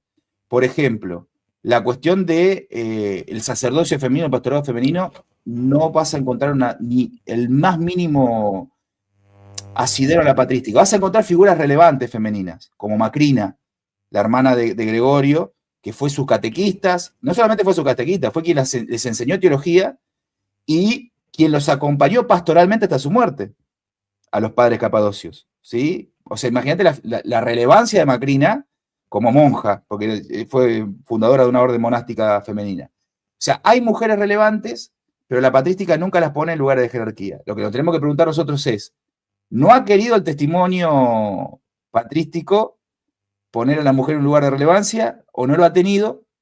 Pero lo que sí muestra la escritura es que por lo menos que había diaconisa, que era Febe, y que parece ser que Junias era una mujer y era apóstol. Y ahí está complicado el tema. Está complicado. Bueno, también... A ver. La pastora antes no estaba. ¿Se cortó? Ahí está, ahora habla. No, sí, te decía que hasta hace poco se comenzó a reconocer en Argentina a la mujer como pastora. Antes no se la reconocía oficialmente, pero sí hay que aclarar algo. No es la misma idea de los anglicanos, por ejemplo, que tengan una obispa. En el caso de la Asamblea de Dios, la pastora sí, casi vos ves, es un servicio más como el diaconado. No es que hay pastoras sueltas por ahí, claro, siempre tienen que estar sujetos al esposo. Claro, siempre tiene que estar sujeto al esposo. Eso me parece, eso a mí me parece una regla sana, ¿sí? Y te lo voy a decir por qué. Por ejemplo, los luteranos no creen que hay pastoras. De hecho, sí la iglesia progre, pero no solamente la progre. Hay una especie de confraternidad internacional, que no recuerdo el nombre, yo estuve invitado. La federación, sí. Que mantiene 3 líneas de luteranismo. Una línea carismática. ¿Vos sabías que hay una línea carismática de luteranismo? Sí, eso te quería comentar. Sí, pero no progre, conservadora. Conservadora y carismática. Claro, después hay una línea que es la que no es carismática, pero acepta el pastorado femenino, sin ser progres, y después hay una línea, no, conservadora, clásica. Bueno, la cuestión es la siguiente, que se acepta dentro de esta línea conservadora el pastorado femenino. A mí el problema está cuando el pastorado femenino es independiente al esposo, que es la única figura. ahí sí yo lo vería problemático. Principalmente, y yo lo voy a decir por una característica antropológica, no tanto por la Biblia. La mujer tiene una forma de llevar liderazgo muy distinta al hombre. De hecho, y esto se van a enojar las mujeres en el chat, miren ustedes los ámbitos laborales masculinos y miren los ámbitos laborales femeninos. Y díganme en cuáles quieren permanecer. Y las mujeres mismas. La mujer tiene una forma antropológica determinada ya y competitividad. Una mujer en un liderazgo, si no es una mujer muy pulida, termina siendo una tirana. Y me van a matar con esto, me van a decir un machista terrible, pero la experiencia, muchacho, habla por sí sola. No sé qué pensás, Emma, vos de eso. Bueno, te escuché un poquito cortado, pero sí, más o menos creo que entendí la idea.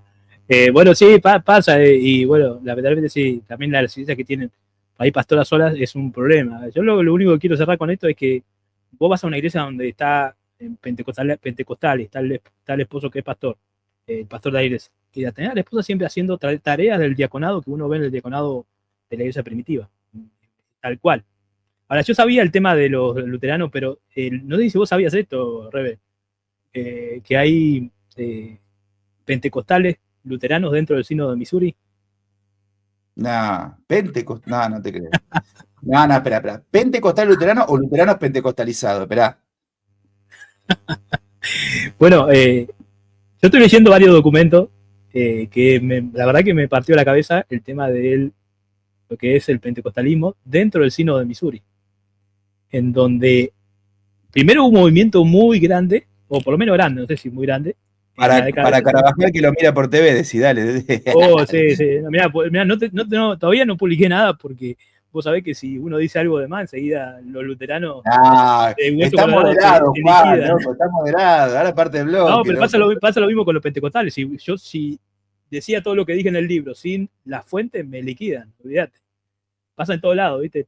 Yo por lo menos trato de chequear las cosas 3 o 4 veces, cosa de que nadie después me encuentre alguna falla, ¿viste? Porque, claro. Pero sí, me asombró esto el tema de que dentro del sínodo de Missouri hubo un grupo muy grande, para ahí ahora es un poco más pequeño, pero pentecostales dentro del sínodo de Missouri, donde, por ejemplo, varios de sus referentes siguieron siendo pastores hasta su fallecimiento, ¿no? No sé si cortó ahí, se cortó un poco lo que dije. No, pero se entendió. Pastores que siguieron siendo hasta su fallecimiento. Se escuchó además. Claro, es interesante el tema de los carismas en el luteranismo, porque yo creo que, bueno, conociendo a estos luteranos carismáticos me anima a mí. ¿Por qué? Si bien yo no soy, digamos, de hacer... ¿Me escuchás, Emma? ¿Estás ahí? Sí, te escucho. Si bien yo no soy, no soy pentecostal en el sentido de hacer tanto énfasis en los carismas, yo mismo he experimentado el don, por ejemplo, el don de lenguas, y sé que es el don de lenguas, se lo decía a Eder, ¿no? Porque he sentido una experiencia impresionante, ¿viste? O sea, un fuego interior mientras hablaba que no tiene explicación, que no puede ser provocado por el ambiente, porque de hecho me pasó en ambientes donde no había música, no había persuasión. Fue realmente un mover de Dios. Por un lado, las lenguas, y por otro lado que yo, no sé por qué, por designio divino, me ha tocado en distintas etapas de mi vida tener que exorcizar, o sea, hacer liberación. Y no es que yo buscaba el fenómeno me buscaba a mí, ¿no? Siendo pentecostal aprendí, ¿no? Aprendí cosas que si las cuento muchos van a decir, eso no es bíblico, no importa, pero funciona, ¿viste? Bueno, ¿qué es lo que importa cuando estás ahí, no? Pero más allá de eso, y lo aprendí de los pentecostales, más allá de eso me ha pasado después, siendo presbiteriano, ordenado presbiteriano, que tuve que salir, me llamaron por teléfono, a mí, está bien, era gente conocida, y un pibe que estaba absolutamente endemoniado. Es más, veía a su amigo muerto que le hablaba, o sea, una locura. Y ¿qué tuve que...? No pude orar como calvinista ahí. Ahí tuve que sacar el pentecostal, loco, porque no se jode, ¿viste? Y después me pasó como luterano, en una plaza, en la plaza del barrio de la Misión, que me viene a confrontar una mujer, pero endemoniada, ¿viste? Me hablaba el demonio, no me hablaba la mujer. Me vino a confrontar de la nada y ahí hizo una liberación ahí en medio de la plaza. ¿Viste? Entonces, ¿a qué voy con esto? Quien ha experimentado los carismas de Dios, por más que pase de teología, no puede negar el poder del Espíritu Santo y no puede negar que Dios sigue obrando a través de esos dones que otorga la iglesia, ¿viste? Sí, Entonces, obviamente. sí, yo no puedo renegar de eso. O sea, y entiendo que gran parte del luteranismo no sea carismático ni crean eso, pero es esperanzador que haya un grupo que lo experimente, ¿viste? Porque, ¿sabés qué pienso a veces? Que la propia cerrazón de una teología es la que no permite que se abra la posibilidad del don, ¿viste? Es el propio creyente que se cierra la posibilidad de recibir un don o recibir justo una señal sobrenatural. Pero quienes hemos experimentado el pentecostalismo, podemos decir, mira, si has recibido eso, las escenas te van a encontrar solas, ¿viste? Y ahí vas a tener que sacar todo eso que aprendiste en algún momento. De hecho, yo te digo, hace 2 años fui el último exorcismo, liberación se le dice, pero entiéndase, ¿no? Fue ese que te cuento, en la plaza. Yo hice un live contándolo. Y fue tremendo, porque yo ya venía totalmente, ¿cómo te puedo decir? No era sensacionista, pero yo ya para mí esas cosas habían quedado en el pasado, ¿viste? Ni me imaginaba que me podía volver a pasar. Y te digo, ahí se cayó toda la teología y tuve que reprender como un pente, hueso colorado. Me volví Gigi Ávila, chabón, ahí, ¿te das cuenta? Y agradecí todo lo que aprendí en el pentecostalismo, porque Sí, te da no, esa situación, ¿viste? claro, claro, no, y lugares difíciles. Yo me acuerdo que me criaba con mi viejo, iba a la villa, tenía un merendero ahí en la villa La Cárcova, y ahí también mucha gente, no solamente venía con muchas necesidades, obviamente, que vos trabajás también en lo que es el comedor y sabés, ¿no? La necesidad que hay Y ahí te das de cuenta que mi impronta pentecostal también, porque yo la misión que conocí, el evangelismo que conocí, siempre fue de meterse en los lugares que nadie se quiere meter. Entonces, cuando yo llegué al barrio Las Canteras, que llegué por providencia divina en medio de la pandemia del COVID, eh, si yo hubiese seguido la metodología propia de las instituciones luteranas, ¿no? Probablemente no hubiese fundado nada. Entonces, fíjate que la impronta pentecostal es el compromiso social, porque esta es otra cosa que el pentecostalismo creo que, no el pentecostalismo, las iglesias apostólica y profética, el neopentecostalismo ha perdido, que es ese compromiso con lo social, no solamente dar la palabra, no solamente dar la unción del Espíritu, sino dar la comida, que es desde el pentecostalismo en el que yo nací. El pentecostalismo en el que yo nací es dar la palabra, dar el Espíritu, pero por sobre todas las cosas, dar el plato de comida caliente a quien no lo tiene. Entonces, la misión San Agustín es luterana, pero su forma de misionar es absolutamente pragmática a nivel pentecostal. Ah, sí, no, los luteranos hicieron muchas misiones. Yo ahora tengo un libro de 500 años de protestantismo acá en Argentina, de Canclini, y no es que el luteranismo no evangeliza. De hecho, No, los no, reformadores han... evangelizó en algún momento, fue misionero en algún momento, pero después perdió latencia. Y te das cuenta esto, ¿en qué sentido? Y primero la cantidad de iglesias vacías que hay. Hay propiedades cerradas, y Yela tiene propiedades cerradas hace mucho tiempo.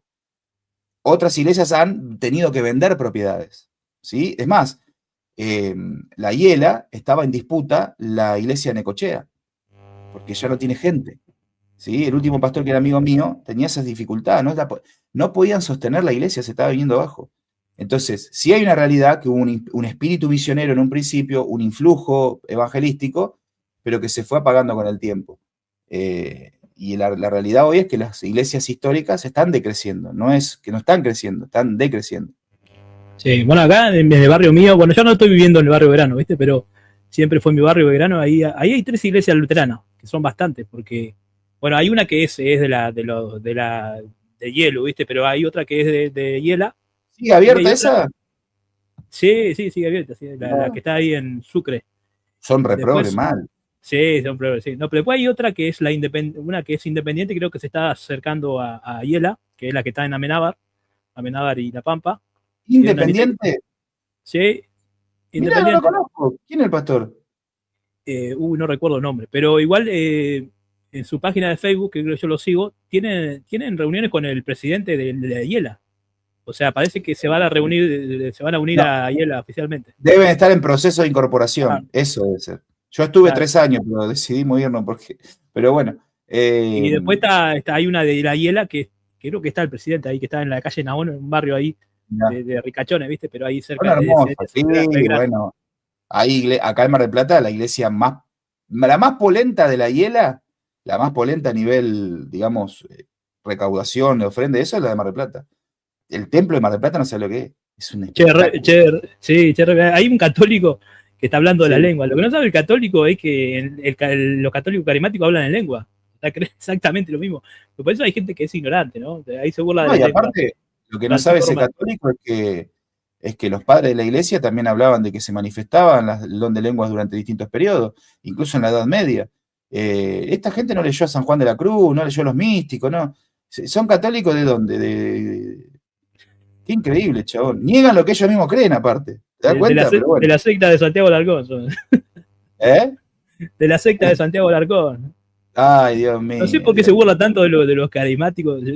Bueno, es que por ahí yo entiendo, hay hermanos que a veces le han tirado a vos o a otro hermano por repetir esto, lo que es, no sé, Rambo saca la bazuca, ¿viste? Pero es un chiste El que salió, trabalengua que se aprende, sí. pero ese lo digo a los hermanos. Primero, que no es una blasfemia contra el Espíritu Santo, porque la blasfemia contra el Espíritu Santo es atribuirle al diablo una obra del Espíritu Santo. Segundo, que ese chiste nació dentro del pentecostalismo, no es que los pentecostales somos antipentecostales porque ese chiste justamente nació dentro del pentecostalismo.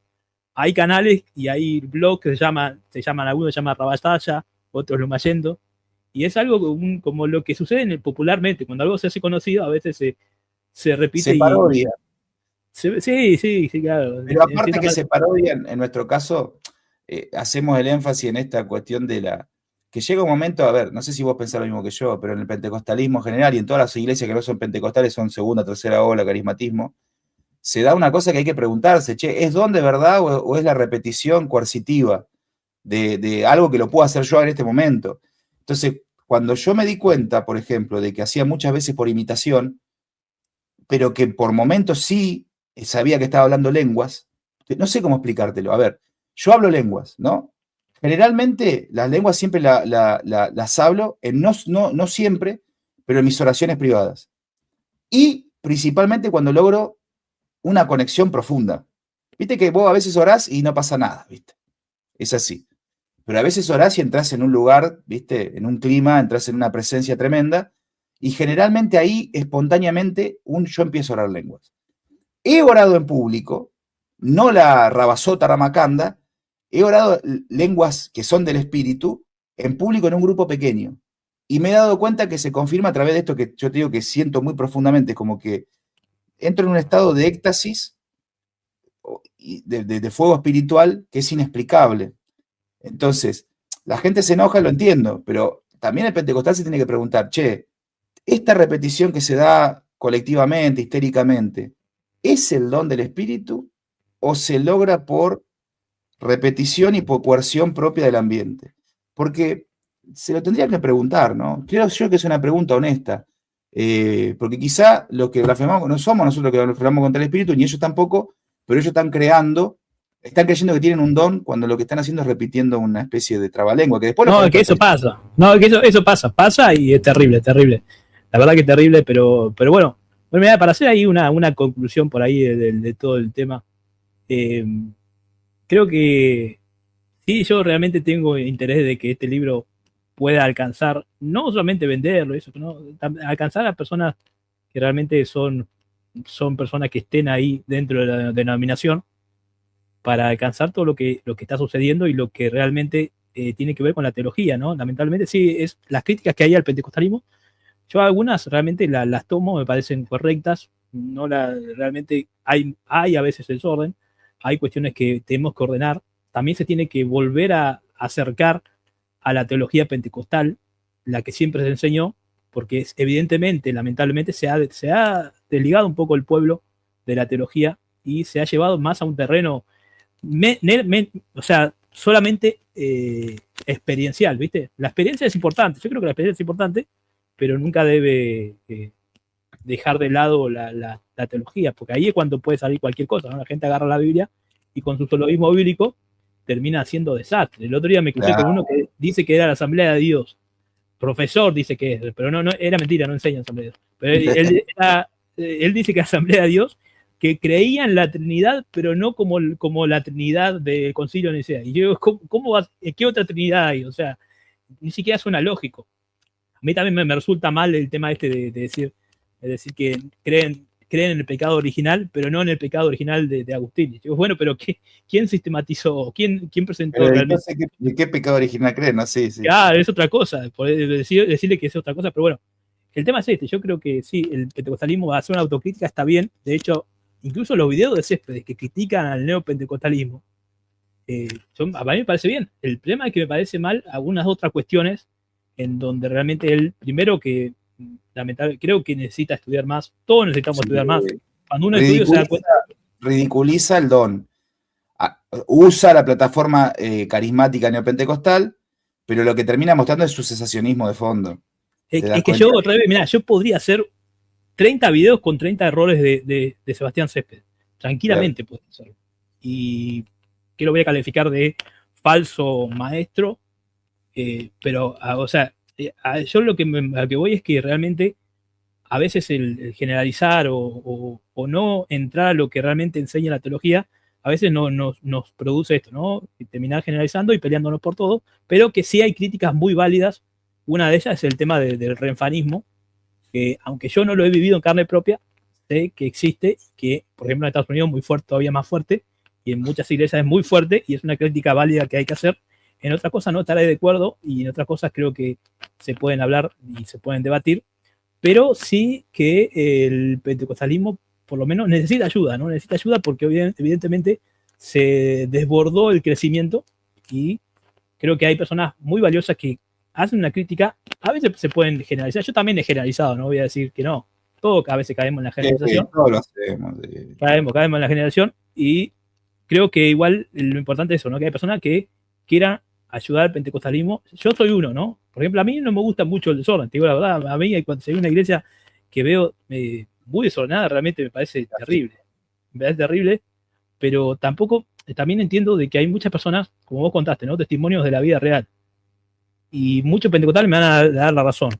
Pasa campañas donde hay personas que literalmente van a suicidarse, a desvivirse, van a desvivirse y que encuentran en una campaña una palabra de Dios, simple, ¿no? De arrepentimiento, del Evangelio de Dios.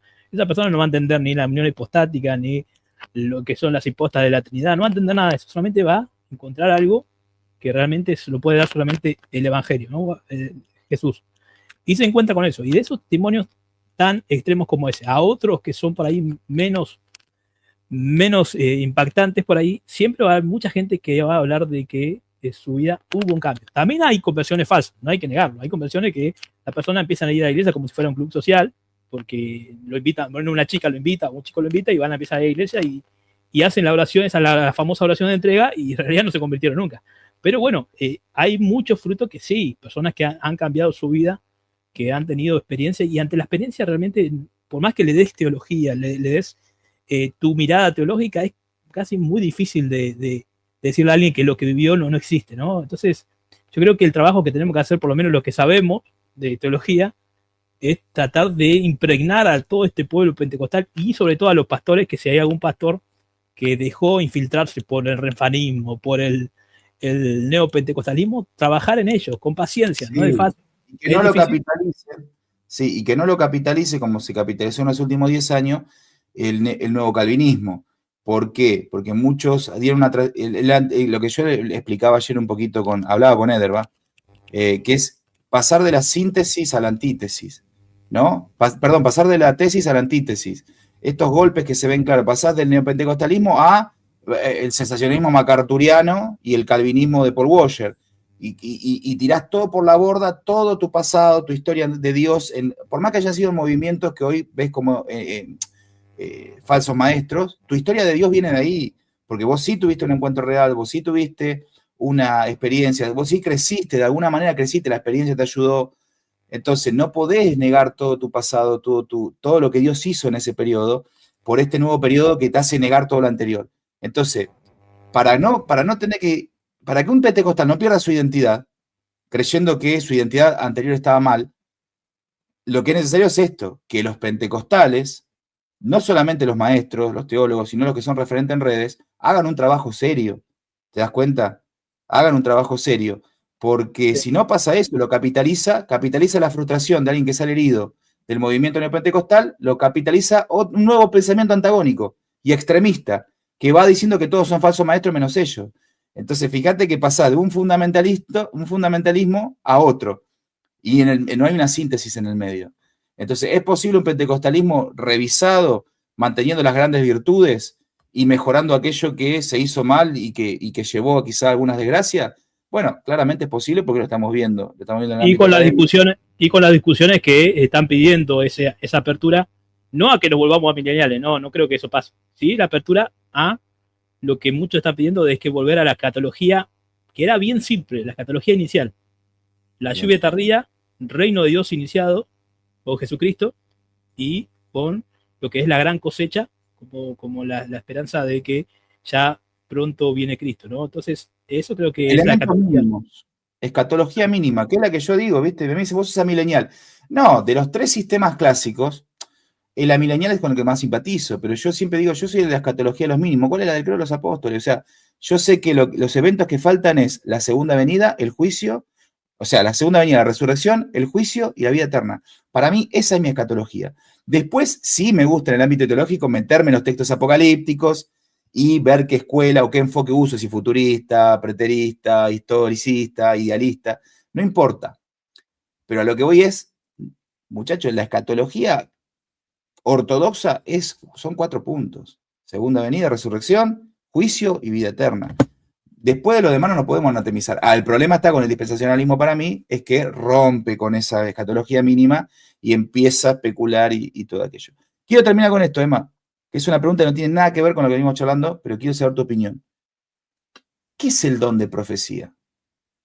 ¿Cómo se interpreta el don de profecía dentro del pentecostalismo? A ver si estoy en lo correcto yo como lo interpreto.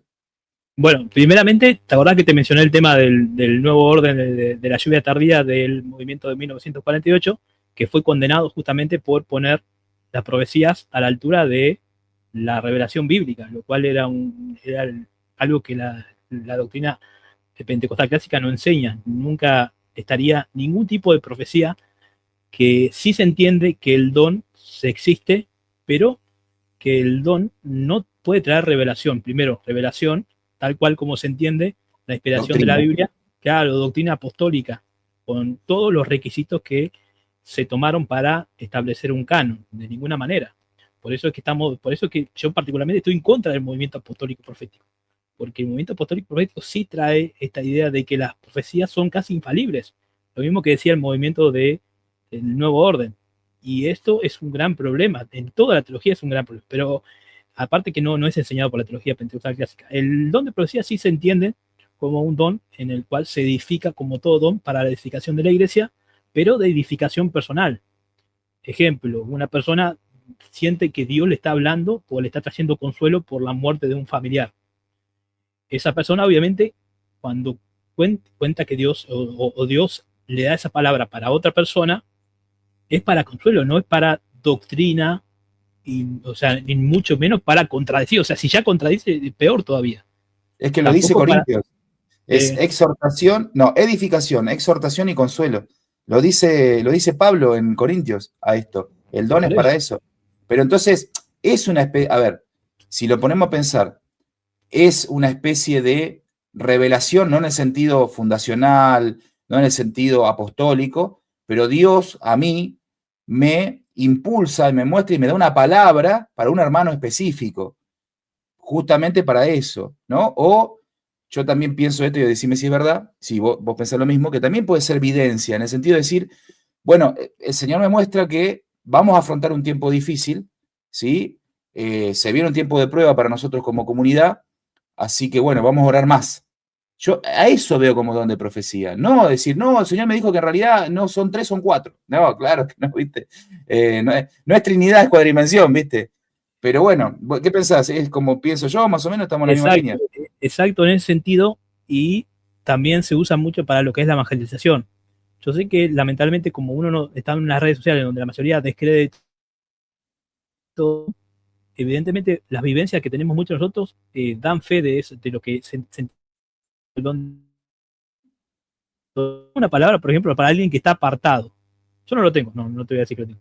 pero he visto muchos testimonios de gente donde Dios le da palabra a una persona desconocida, apartada. Claro. Algo tan simple como decirte, mira, Dios me dijo que te ama. Es algo que está en la Biblia, obviamente. Vos decís, bueno, es una profecía, algo muy generalista. Pero ¿qué pasa? Esa persona, depende que vos no sabes, que esa persona no tenías idea de quién era, esa persona termina diciendo, se pone a llorar porque decía, yo me aparté porque creía que Dios no me amaba. O sea, son cosas muy puntuales. No son cuestiones de que doctrinales. A eso me refiero. Son puntuales. Sí, sí, sí, sí. Por eso Claro. te digo, hay gente que tiene, mi vieja lo tiene, mi mamá lo tiene, mi mamá tiene un don que es, o sea, de cosas personales, así como decís vos, y también de discernimiento, ¿viste? Mi vieja huele cosas, yo digo proféticamente, ¿no? Que preguntas específicas, ¿viste? El momento que vos decís, che, ¿quién le contó? ¿Viste? O me revisó el celular, qué sé yo, no sé, una cosa así, ¿viste? Entonces lo ves activo. Mi vieja siempre tuvo, desde que se convirtió al Señor, siempre tuvo esa cosa de visión y de profecía, pero claro, nunca trayendo una nueva revelación, nunca de doctrina, siempre para cosas específicas, siempre para situaciones de consuelo, de edificación, de anticipar algo. Mirá, siento que, mi viejo lo decía, ¿no? Por momentos, no sé, siento este pesar en mi corazón, siento que se vienen pruebas, me levanto mucho a la madrugada, lloro, estoy en angustia. Y pues sí, ¿y eso qué tiene de herético? ¿No? ¿Me entendés, Emma? Entonces, claro que, pero fíjate que los cesacionistas y MacArthur, como hoy lo criticó un poco a la mañana, aunque ya no está más MacArthur, ¿no? Pero es esta idea de que ellos te hacen creer que no, que si hablas de profecía, hablas de revelación, en términos bíblicos, ¿viste? No, muchachos, no estamos No, no hablando de eso. hablamos. Justamente se condena eso porque no está bien, no hay otra revelación más que la Biblia. Y fíjate que, por ejemplo, a mi viejo, yo cuando era pequeño, me tuve una meningitis, ¿viste? A los bebés es mortal tener un tipo de meningitis. Sí, Y él papá. también, él era nuevo y recibió la palabra de Dios, el mismo de que Dios se decía de que no me iba a pasar nada, que se quede tranquilo. Obviamente que eh, él recibió consuelo y a la semana sucedió eso, a pesar de que me habían dado días de vida, ¿no? O sea, que tendría que haber muerto, pero Dios le dio ese consuelo. No es que mi viejo con esa palabra va a tratar de añadirla al canon, por ejemplo. No es una revelación, o sea, inspirada en el sentido de que incluso no se puede equivocar en las palabras que usa, porque la inspiración conlleva varias cosas, no es solamente una revelación. Entonces, por eso hay que hacer las distinciones correctas, yo creo, en todo ese sentido, y no todo es tan lineal. Y bueno, pero bueno, Rebe, podríamos decir ahí para terminar que hicimos recuperar un poco la fe en el pentecostalismo, un poquito. No, yo no es que no tenía. A ver, vamos a, espera, haceme una cosa, Emma. Subime otra vez, porque no lo tengo acá, disculpa. La tapa del libro, haceme la gauchada. Para que apague el No, dispositivo no, que. dejá, lo hago yo, esperá, lo hago yo, no te preocupes. No, Dale. no, yo no perdí la fe en el pentecostalismo, porque te repito, yo tengo mi corazón pentecostal, principalmente por mi experiencia, o sea, yo llevo convertido al Señor, me convertí a los 19, bueno, ya casi 20 años, ponele, ¿no? Y la mitad fueron en el pentecostalismo. Entonces, uno no puede, de alguna manera, desvincularse de lo que fue y de toda esa trayectoria, yo digo trayectoria de Dios, ¿no? Trayectoria en Dios, porque allí uno vivió muchas cosas, aprendió muchas cosas, Dios obró y transformó muchas cosas de uno. Uy, no encuentro nuestra conversación, brother. Mandame un mensajito, ¿eh? Eh, ¿No podés? ¿Mandame un WhatsApp? No. sí, ahí te veo. Bueno, lo que sí a mí lo que sí no me da mucha esperanza es ver a los exponentes pentecostales de las redes, ¿no? No me da mucha esperanza si dependiera de ellos. Principalmente por el núcleo que nos ataca a nosotros y segundo, por los otros pentecostales, porque yo, por ejemplo, este pibe, este muchacho que te recomendé yo que lo sigas, ¿viste? Que se llama Sí. Eliseo, yo le escribí un mensaje, ¿viste? Digo, che, Eliseo, qué bueno estaría que vengas al programa, no sé qué, no sé cuánto, ¿viste?